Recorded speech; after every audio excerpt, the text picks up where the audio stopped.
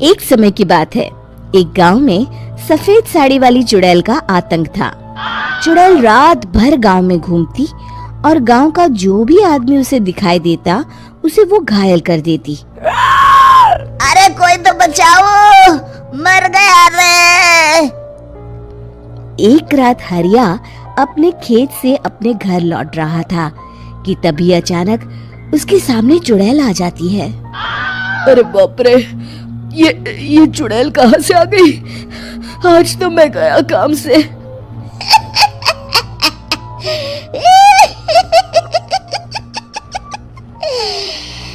आज मुझे मेरा शिकार मिल गया।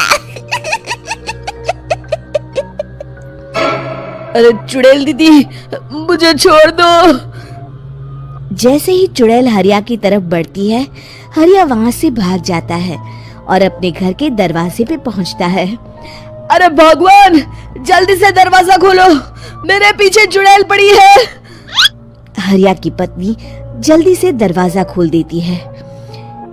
अरे आप इतना हाफ क्यों रहे हैं? अरे मेरे पीछे चुड़ैल पड़ी है, आज तो मैं बाल बाल बच गया। जल्दी से सभी दरवाजे और सभी खिड़कियों को बंद करके बत्ती बुझा दो। तभी चुड़ैल हरिया के घर के पास पहुंच जाती है। अरे वो आदमी कहाँ गायब हो गया? मैं भी देखती हूँ आखिर कब तक बचेगा। मैं अपने शिकार को इतनी आसानी से नहीं छोड़ती। इतना कहकर चुड़ैल वहाँ से चली जाती है। वहीं दूसरी तरफ हरिया और उसकी पत्नी दोनों अपने घर की खिड़की से ये सब देख रहे होते हैं। अरे बाप रे, ये तो बड़ी डरावनी चुड़ैल थी। अगले दिन ये बात आग की तरह पूरे गांव में फैल जाती है और धीरे धीरे लोग चुड़ैल के डर के मारे शाम होते ही अपने घरों से बाहर निकलना बंद कर देते हैं। कुछ दिनों के बाद भाई, मैंने तो इस चुड़ैल के डर के मारे रात को अपने खेतों को पानी देना बंद कर दिया है। कहीं मेरी फसल सूख गई तो मैं तो कहीं का नहीं रहूंगा। साहूकार का कर्जा कैसे चुकाऊंगा? अरे भाई, पूरे गांव वालों का यही हाल है। पता नहीं ये चुड़ैल हमारे गांव में कहां से आ गई। फिर एक दिन गांव के पास वाली नदी के किनारे एक बहुत बड़े तांत्रिक के आने की बात कुछ गांव वालों को पता चलती है। वो लोग जाके ये बात गांव के मुखिया को बताते हैं। मुखिया जी, नदी के किनारे एक बहुत ही पहुंचे हुए तांत्रिक बाबा आए हैं। हमें उनसे मदद मांगनी चाहिए। मैंने सुना है वो बड़े बड़े भूतों और चुड़ैलों को अपने वश में कर लेते हैं। मुखिया जी सभी गांव वालों को लेकर उस तांत्रिक के पास पहुंच जाते हैं। ओम फट स्वाहा, ओम फट स्वाहा। तभी तांत्रिक अपनी बंद आंखों को खोलकर कहता है, क्या बात है? तुम सब लोग यहाँ क्यों आए हो? मुखिया जी उस तांत्रिक को सारी बात बता देते हैं। अच्छा, तो ये बात है। और तांत्रिक अपनी आंखों को बंद कर लेता है। मैं देख रहा हूँ तुम्हारे पूर्वजों ने बहुत पाप किए थे, जिससे ये गांव अब श्रापित हो चुका है। उसी के फल स्वरूप तुम्हारे गांव में चुड़ैल आई है। ये चुड़ैल बहुत खतरनाक है, ये किसी को नहीं छोड़ेगी। हे भगवान, मर गए रे, अब क्या होगा? तभी गांव के मुखिया जी कहते हैं, बाबा, इस चुड़ैल से हम सबको बचा लीजिए। कोई तो उपाय होगा। इसका सिर्फ एक ही उपाय है। सभी गांव वालों को बारी बारी हर दिन अपनी आधी फसल उस पहाड़ी के ऊपर बनी काली गुफा में छोड़ के आनी होगी। तभी उस चुड़ैल की भूख मिटेगी और श्राप का प्रभाव खत्म हो जाएगा और तुम सब जिंदा बच जाओगे। सभी गांव वाले उस तांत्रिक की बात को मान लेते हैं और वहां से चले जाते हैं। फिर अगले दिन से रोज उस गांव के लोग बारी बारी से अपनी आधी फसल उस काली गुफा के पास जाकर रखाते। कुछ दिनों बाद हरिया की बारी आती है। बाप रे, आज तो मेरी बारी है उस काली गुफा में जाने की। क्या करूं? वो तो बड़ी खतरनाक चुड़ैल है। मेरे तो हाथ पैर कांप रहे हैं। फिर हरिया डरते डरते अनाज की बोरियां अपनी बैलगाड़ी में लाद देता है। तभी हरिया की पत्नी उससे कहती है, देखो जी, संभल के जाना और किसी भी हालत में शाम होने से पहले वापस आ जाना। उस चुड़ैल का कोई भरोसा नहीं है जी। हरिया बैलगाड़ी में बैठते हुए कहता है, भगवान, मैं क्या वापस आऊंगा? लगता है अब तो मेरी खबर ही आएगी। इतना कहकर हरिया वहां से चला जाता है। रास्ते में जंगल से गुजरते हुए हरिया की बैलगाड़ी का एक चक्का बड़े गड्ढे में फंस जाता है। हे भगवान, अब ये क्या मुसीबत है। हरिया नीचे उतर के पूरी ताकत से अपनी बैलगाड़ी को गड्ढे से निकालने की कोशिश करता है।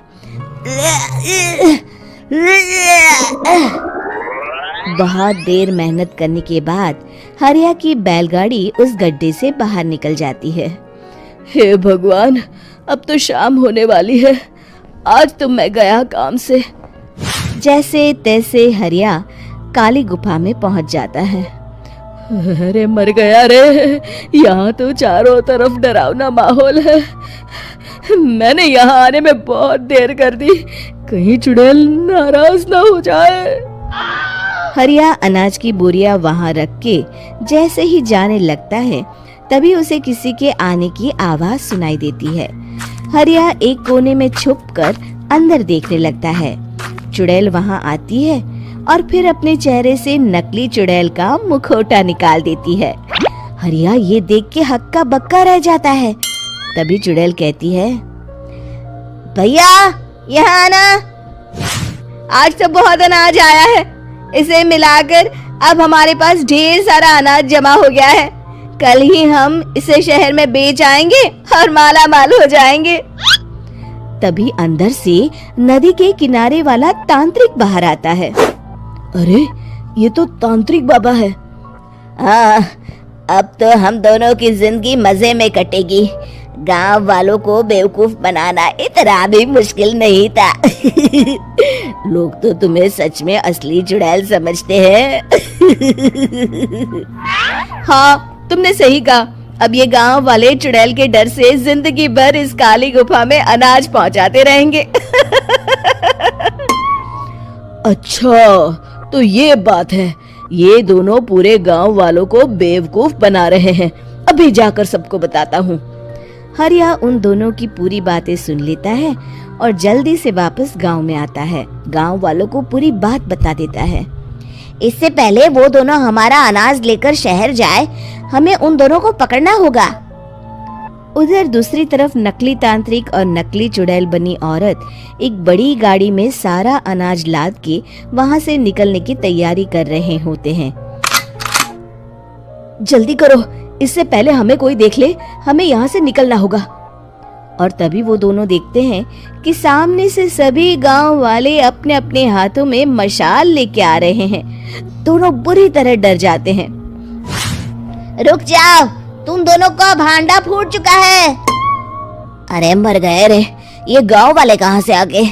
तुमने क्या सोचा इतनी आसानी से यहाँ से निकल जाओगे? ये अनाज हमने अपने खून पसीने से दिन रात खेतों में मेहनत करके उगाया है। दोनों मुखिया जी के पैरों में गिर जाते हैं। हमें माफ कर दीजिए, हम दोनों एक नंबर के कामचोर हैं। बिना मेहनत किए पैसे कमाना चाहते थे। हाँ, अब हम आगे से मेहनत मजदूरी करके पैसे कमाएंगे। हमें कुछ मत करना, हमें छोड़ दीजिए। इतना कह के दोनों गांव छोड़ के भाग जाते हैं और सभी गांव वाले फिर से खुशी खुशी रहने लगते हैं। शिक्षा, तभी तो कहते हैं कि किसी भी समस्या का समाधान केवल सूझबूझ से ही करना चाहिए और कभी हिम्मत नहीं हारनी चाहिए। दोस्तों, हमें उम्मीद है कि आपको हमारी ये कहानी पसंद आई होगी। कृपया हमारे चैनल को सब्सक्राइब करें और सभी अपडेट्स के लिए बेल आइकन जरूर दबाएं। और हाँ, वीडियो लाइक और शेयर करना मत भूलिएगा। Bye bye.